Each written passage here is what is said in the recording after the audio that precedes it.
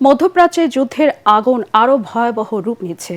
ইরানের অভিযানের সময় অন্তত 6 মার্কিন সেনা নিহত হওয়ার কথা নিশ্চিত করেছে যুক্তরাষ্ট্র। তেহরানের পাল্টা ক্ষেপণাস্ত্র হামলায় কেঁপে উঠছে ইসরায়েল সহ মধ্যপ্রাচ্যের সব মার্কিন ঘাঁটি। অন্যদিকে ইরান ও লেবাননে বাড়ছে হতাহতের সংখ্যা।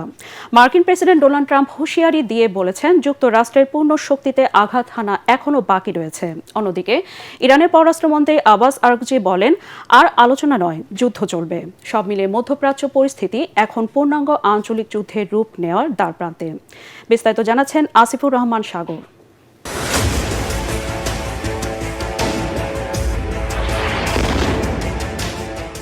হামলা আর পাল্টা হামলায় মধ্যপ্রাচ্য এখন অগ্নিগর্ভ। আকাশে ক্ষেপণাস্ত্র, মাটিতে ধ্বংসস্তূপ, কূটনীতিতে চরম উত্তেজনা। সব মিলিয়ে পরিস্থিতি দ্রুত নিয়ন্ত্রণের বাইরে চলে যাওয়ার আশঙ্কা তৈরি হয়েছে।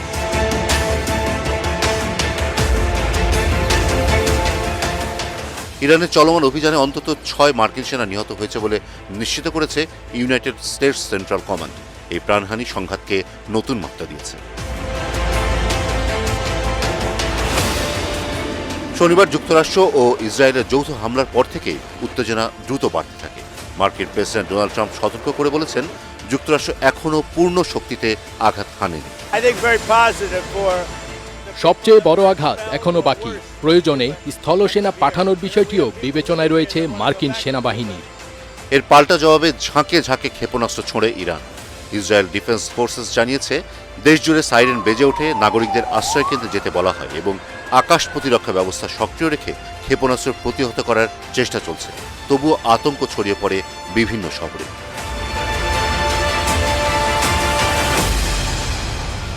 সংঘাতের বিস্তার এখন লেবাননেও। বৈরুতে ফিলিস্তিনি ইসলামিক জিহাদের এক শীর্ষ কমান্ডারকে হত্যার দাবি করেছে ইসরায়েল।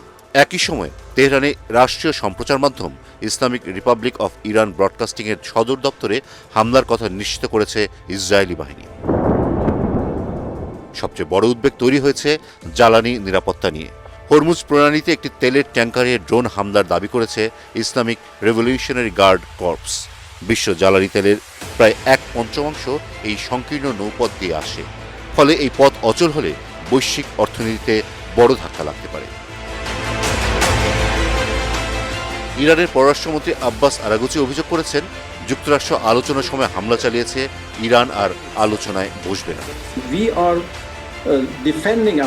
কূটনৈতিক আলোচনার মাঝেই হামলা চালিয়ে যুক্তরাষ্ট্র বিশ্বাসঘাতকতা করেছে। ইরানের হামলার লক্ষ্য কোনো দেশ নয়, বরং যুক্তরাষ্ট্রের সামরিক ঘাঁটি।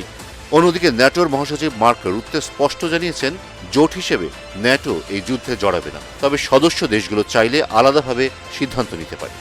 The NATO defense ministers in Brussels, and as I said to the presser at the end, ক্রমাগত ক্ষেপণাস্ত্র হামলা, বাড়তে থাকা প্রাণহানি এবং তেল রুটে অস্থিরতার মধ্যে মধ্যপ্রাচ্য এখন এক অজানা গন্তব্যের দিকে এগোচ্ছে। প্রশ্ন একটাই, এই সংঘাত কি সীমিত থাকবে নাকি রূপ নেবে আরও বিস্তৃত যুদ্ধে?